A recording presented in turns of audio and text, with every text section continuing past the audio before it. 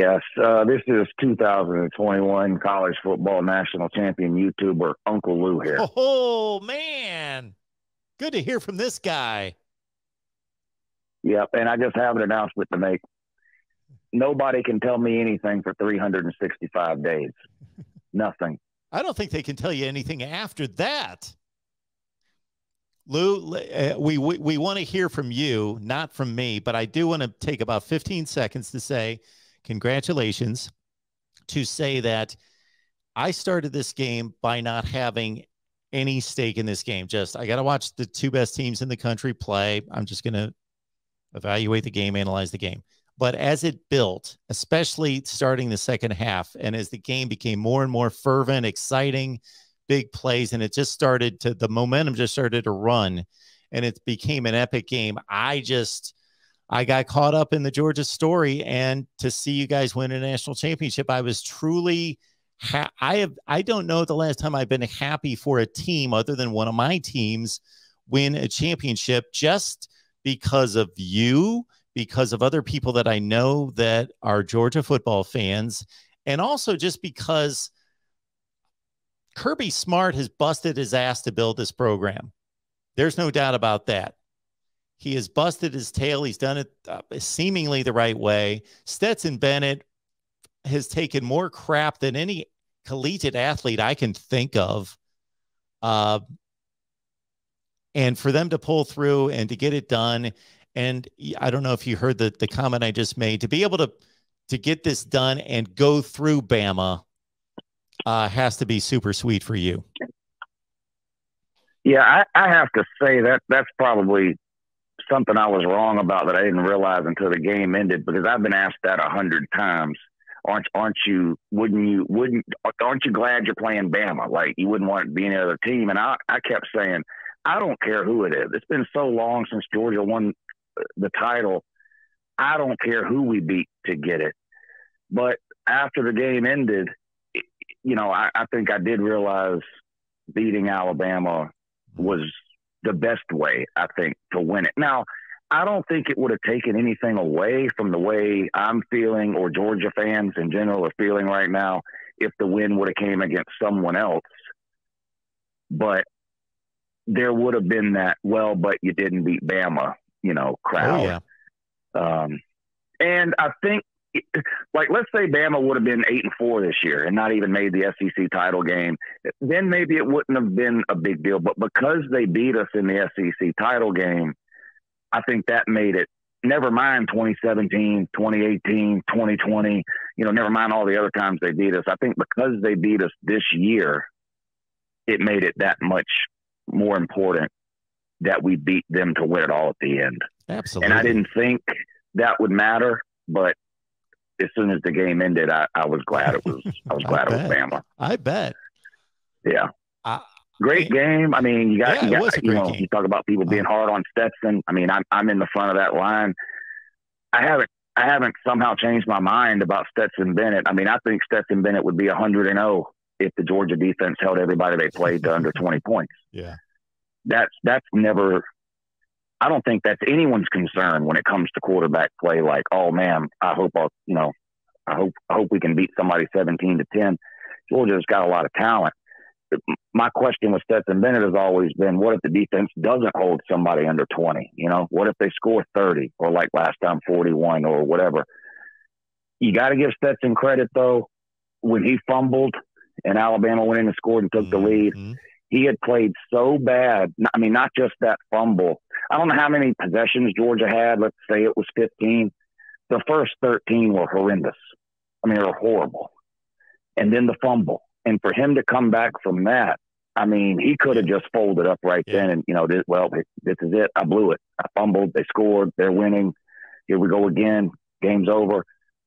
But then he came out on the next two drives and played great and won the game, and then the pick six at the end. And, so it is a great story. I mean, you got to give him credit.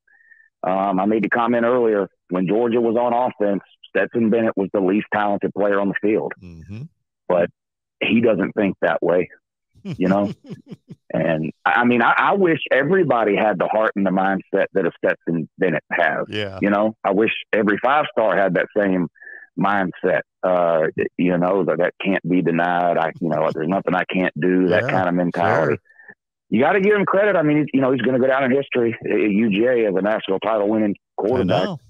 And we'll see what happens going forward. I think he should ride off into the sunset. Yeah, but we'll see what happens. Should. Was it going through your mind, considering what you've had to endure 2012, 17, 18, etc.? Was it going through your mind when Bryce Young, that was the first series of the game, right? The Jordan Davis hit on Bryce Young. Yeah. Scoop and score, what would have been a scoop and score, and versus what Stetson Bennett, two quarterbacks that are like, I got to imagine if you're in that situation, you got some crazy freak athlete who's got you wrapped up and you're just trying to do anything you can to get rid of the ball. Basically, they did the same thing, just Bryce Young was more fortunate to pretty much spike the ball into the dirt versus what Stetson Bennett. Yeah. I was almost comparing those plays in the moment, and then the Alabama player, whether he meant to do it or just got lucky, grabbing the ball before he goes out of bounds. I'm just thinking, I can imagine what's going through your head. I'm just thinking, this is just quintessential Alabama, Georgia. They do the same things on defense, but Alabama's getting lucky to be able to get and the correct calls were made, but just that they're benefiting. Well, Georgia got, ripped off of their TD. Like you said, it's not that it's the wrong call. It's just like, man, it just seems like the bounces go Alabama's way. Going back to the SEC title game, Alabama, I think it was Bryce Young, had like a 20-yard run where he fumbled, and the ball was on the ground for like what seemed like 10 seconds, and Georgia players were playing hot potato with it. And it falls in Bryce Young's lap or whoever it was. And you're just like, man, can some of these things just bounce Georgia's way? Because as a Georgia fan, we have the mindset going up against Bama. Okay, we need things to go our way.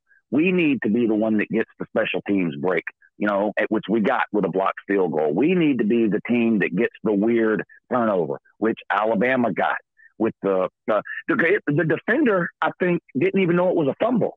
Because he was kind of nonchalant over on the sideline, wasn't hurrying or anything like that. It's just kind of the ball bounced right to him, so he grabbed it. It's almost, I think he thought it was an incomplete pass too. Mm-hmm. But he grabbed it just in time and got his foot barely down on accident, and there you go. It's Alabama's ball, and it's just like, God, here we go. We're going to find a way to lose it again. How many people have and Georgia's offensive line in the second half? I mean, we couldn't run the ball at all. Yeah. We could, in the first half, second half, fourth quarter, especially blowing Alabama off the line. I mean, James Cook ended up with like 7 carries for 70 yards, something like that. I mean, it was a great game. Hey, Lou, if I've taken a zillion comments in the last month about this, you've probably taken, 1,000 times more than this. How many people have trashed your defense since the SEC championship game to say, oh, see, you didn't play anybody and you guys were overrated and all that. And look, tonight they gave up nothing but field goals and a 15-yard touchdown drive that maybe shouldn't have even happened. And I never bought into that. I mean, Georgia's defense, for whatever reason, had a really bad game in the SEC title game. Not much different than Alabama's offense had a really bad game against Auburn the week before the SEC title game. That didn't mean that Alabama's offense was terrible. They just had a really bad game against Auburn. And Georgia's defense had a really bad game against Alabama in the SEC title game. I was way more confident that the defense would play way better the second time than I was that somehow Stetson Bennett was going to come out and throw for 450 yards and win the game 45-40. I knew the defense would play a lot better. My question was just, can Stetson generate enough offense and enough points to win, whatever that number is going to end up being? And because we were able to hold them to field goals and bend not break type of thing, they were able to get it done. Yeah, wow. You're going to have fun it's a great with this day to one, be a dog, sure. Mark. I bet. I bet. What an off season. What an off season it's going to be on YouTube. I'm so excited. I can't wait. Mark, I love you, brother. You're one of my favorite people on here. You as well, man. You do a great job. And I was thinking of you tonight watching this game. Yeah, I appreciate that. I'm gonna soak this one in for a while because I'm not delusional. I do not expect Georgia to win 6 of the next 12 national titles. You know, people always say Georgia thinks they're Alabama. I don't think we're Alabama. Georgia's going to have a step back next year. The top 15 players on our defense are gone. Top 2 running backs gone. George Pickens gone. A couple of linemen gone. Don't know who the quarterback's going to be. Georgia's going to take a step back next year. And, you know, do I want to go another 40 years without winning a national title? No, but I'm not delusional. I don't think Georgia's winning half the national titles for the next 12 years like Alabama's done the last 12. I'm happy to win the one right now. Yeah. And we'll see where it goes from here. But, Mark, I love you, buddy. I'll talk to you again real soon. I appreciate it so much. Thanks so much for calling, man. The incomparable Uncle Lou. And I got to think everybody listening to me right now knows Uncle Lou's channel right here on YouTube. But if you don't, you are in for a good time. So check it out. Uncle Lou right here on YouTube. And I'm so glad that that he called us. That was great. And shoot, I was in the standard media for 11 years myself. So I probably asked this kind of question myself, although I was never in a national championship or Super Bowl championship locker room, but a lot of other locker rooms. But I hate when these guys are asked, the players and coaches, when they're asked, what about next year? Can you win it again next year? I'd be thinking, you know what? Good Lord, I just busted my tail for 4 hours. Didn't you just watch what we went through? And we lift weights every day. We run, we puke our guts out. We do all this stuff. Can you just let it rest for a day? Can we just bask in this celebration right now? Can you just let us be for one day?